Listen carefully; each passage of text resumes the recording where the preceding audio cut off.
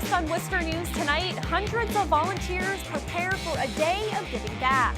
Working for Worcester celebrates their 6th Build Day. Plus, Quinsigamond Community College's president is officially sworn in during an inauguration ceremony. Good evening, and thanks for joining us. I'm Olivia Lemon. We begin with the Worcester Fire and Police Department on scene of a hazmat situation for several hours Friday. A neighbor says she called 911 when her carbon monoxide detector kept beeping. First responders arrived to the complex on Sunderland Road around 9 a.m. The fire department says it's unclear at this time where the high level of carbon monoxide was coming from, but residents were evacuated for a little while as they worked to ventilate the building. Thought I was doing the right thing, opened the windows, dropped him off at work. Came back, it was still going off. I called the fire department thinking I was overreacting, and I guess I wasn't overreacting. More Worcester resources got on scene with multiple types of meters, and we started getting hits on all 3 of the meters that we were using at this building.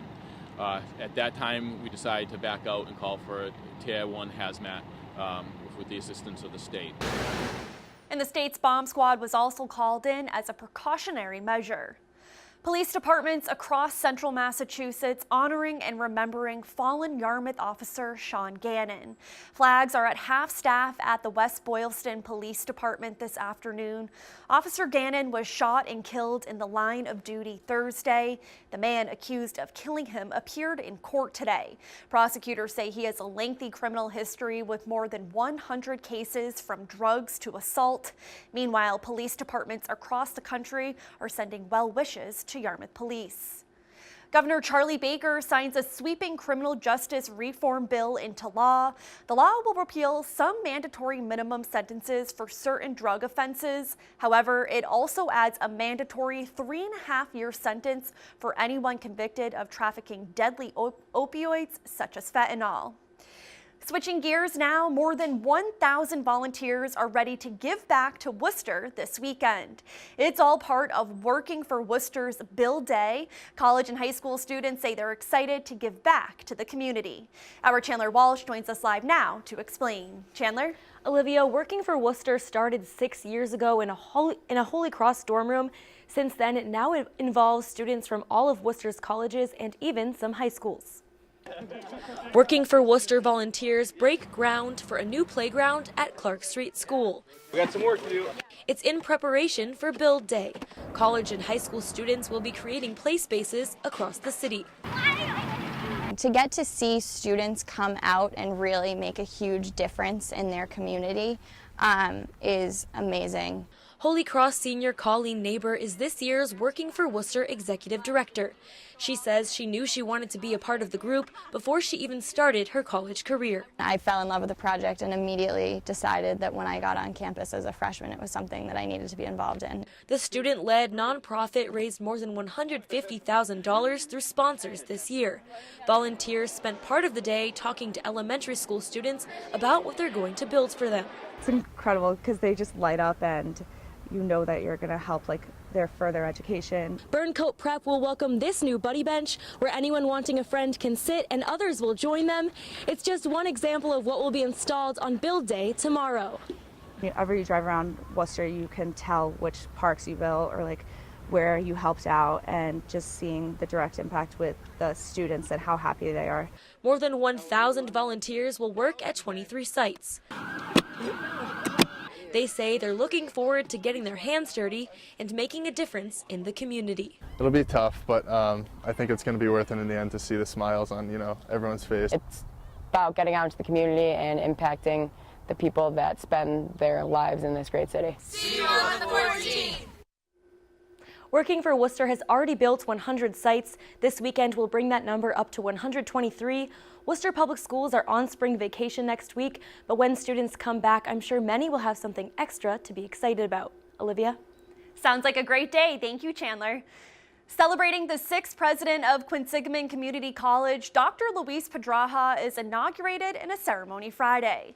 Dr. Pedraja became president last July. Since then, he says he's made it his mission to address higher education needs and economic development. He is the first Latino and immigrant president of the school and is working with several minority first-generation students to ensure their success. We have a lot to give, and our students can benefit from that, especially the ones that come from families that they have no experience with college. And to have somebody that has been through college and help inspire them and motivate them and give them some little advice that will keep them here, and I think will empower their success. And guests at today's ceremony included Senator Michael Moore, Representative Jim O'Day, and Worcester Mayor Joseph Petty. A Bartlett high school teacher is expected to appear in court next month. A letter sent to parents by Webster's superintendent says criminal complaints have been issued against Michael Harpin by the Dudley District Court. The superintendent says the teacher has been on paid administrative leave since February 1st, when they learned the Webster Police Department and Worcester County District Attorney's Office were conducting an investigation. The school says student safety is their #1 priority. Giving the gift of life. Some donors and recipients say it's the best thing to ever happen to them. This month is National Donate Life Month. Our Brittany Schaefer spoke with organ recipients today and has their stories. It's emotional. Michael Leonard was at 5% kidney function when his daughter Taylor had surgery to save his life. For her to save my life, we always had a good bond. Now we're closer. To be able to be here and watch her do all the things that she's doing. She's now an RN, and then be able to see my youngest daughter start her college career and, be able to celebrate things that you take for granted. Once Taylor found out she was a donor match, it was an easy decision. I need him to see us graduate school and get married and have kids, and I want him around to do those things. And if he doesn't get a kidney, or if he's stuck on a list for years. So I want him to have the best potential possible. Like the Leonards, Lynn Gurdon's life changed drastically when she received a double lung transplant. She was diagnosed with cystic fibrosis at 5 years old and was on the transplant waiting list for 23 years. I was oxygen dependent for over 20 years. I was wheelchair dependent for 4 years, unable to brush my own teeth, unable to get up by myself. I'd never swam in the ocean in my life, had never walked on a beach in my life, and I can do all those things now. Friday, St. Vincent Hospital celebrated National Blue and Green Day to spread awareness of donating organs. According to Donate Life, 115,000 Americans are waiting for life-saving transplants, and 22 people die each day. Susan Graham has been waiting for a kidney for 2 years. The average time for a kidney in this area of the country is 5 to 6 years. I know that my kidneys are just going to get worse. People that donate organs are just, they're heroes. The Donate Life members say making a difference is as easy as registering to be an organ donor through the state or talking to your doctor about the possibility of being a living donor. Olivia? All right, thank you, Brittany. A Barre woman had a friendly visitor in her front yard early Thursday morning. Juliette Madsen shared this video on her Facebook. She says she noticed her bird feeders were knocked over and thought it may have been squirrels, but a few minutes later she saw this bear on her porch. State officials are warning residents to remove bird feeders. They say feeders attract bears and other animals.